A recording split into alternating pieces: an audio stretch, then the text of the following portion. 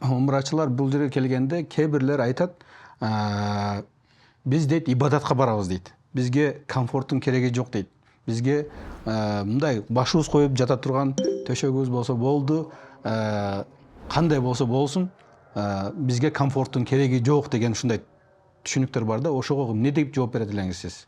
Şimdi uzak diyarlardan buraya insanlar ibadet için geliyorlar. Adamlar alыс yerlerden ibadat üçün bul жаққа gelişet. İbadatka gelgen adam yaşagan yerinin үйүндөгүдөй тазалыкты издеп келет. Ал үйүндөгү ыңгайлуулукту да бул жерден тапкысы келет. Эгер сиз ошол адам каалаган шартты түзүп берсеңиз, анда маселе өзү эле чечилет. Азыр дүйнөдө Европа өлкөлөрү болобу, Түрк мамлекеттери, Кыргызстан, Казакстан, Өзбекстан, Македония, Босния-Герцеговина. Бул элдердин маданияты негизинен окшош.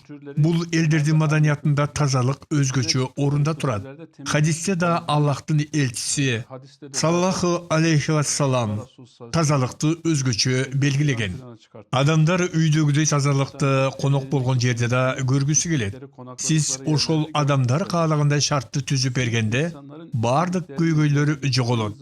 Анткени адамдар тынч жерде чын ыкластан ибадат кыла алышат. Биздин максат бул жака келген адамдарга өз үйүндөгүдөй тазалыкты камсыздап берүү. Тамак аш маселесинде да ошондой. Биз аларга чоң маани беребиз. Биз аларды энебиз, аталарыбыз же бир тууганыбыз катары көрөбүз. Сен адамдарга ушундай мамиле кылганда Аллахтын уруксаты менен береке келет.